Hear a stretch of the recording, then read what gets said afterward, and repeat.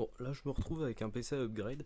Déjà, la première chose que je vais faire, c'est l'allumer pour vous montrer à quel point ça prend du temps. Alors, ce PC est un PC de 2018-2019 ayant un i5 de 8ème génération, un 8400 si je me trompe, avec 8 Go de RAM, une GTX 1050 et le plus important, un disque dur de 1 Tera.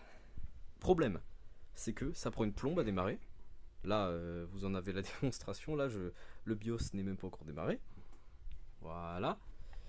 Et comme cache-misère, ce qu'ils ont fait, c'est qu'ils ont mis un Intel Optane. Un truc qui prend le disque dur. Et les 16 Go les plus utilisés sont mis en cache sur le Intel Optane. Ça agit comme une sorte de SSHD, sauf que c'est pas bien fait, parce que 16 Go c'est juste pas assez. Puis même, c'est vraiment un cache-misère de la part de HP. Et donc, je vais remplacer ça, du coup, Intel Optane et le disque dur, par un SSD de 512 Go, un Verbatim VI3000. J'ai pris le moins cher que j'avais réussi à trouver en neuf. Ça devrait faire l'affaire. Verbatim, c'est une marque qui est plutôt sûre.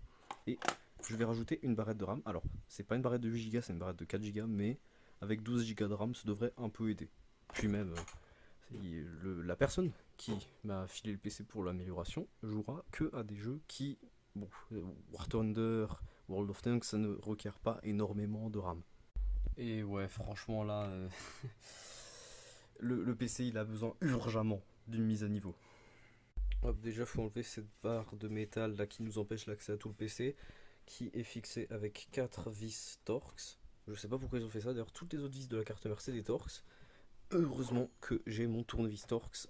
Alors ça va vous faire râler certains dans les commentaires, j'ai juste pris la première vis que j'ai trouvée dans mon tas de vis là, et ça a l'air de plutôt bien tenir le SSD. Et maintenant on met la deuxième barrette de RAM, et putain, ça veut pas s'insérer, j'ai bien foutu dans le bon sens. Ah si, c'est juste la carte mère fait des bruits bizarres. Je vais peut-être aller dans le BIOS quand même pour la configurer après au niveau de la fréquence. Et en attendant que la clé USB se crée pour installer Windows 11, je vais juste aller vite fait dans le BIOS. J'ai trouvé aussi un petit paramètre qui pourrait nous faire ramer, hein. Mais sinon à part ça j'ai vu aucune configuration pour la RAM. Bon, c'est un BIOS HP, fallait s'y attendre. Et là comparé à ce que j'ai l'habitude avec le Toshiba Satellite et autres PC du genre, ça va être plutôt rapide. Là on est déjà 10% alors que j'ai à peine cliqué sur le bouton. Je pense que vraiment des 10 minutes c'est fini, je suis sur le bureau. Et voilà, c'est bon, Windows est installé. Maintenant je peux fermer ça, le relancer. Et ça va pas prendre 1000 ans parce que regardez, c'est la magie du SSD, c'est que ça prend pas 1000 ans.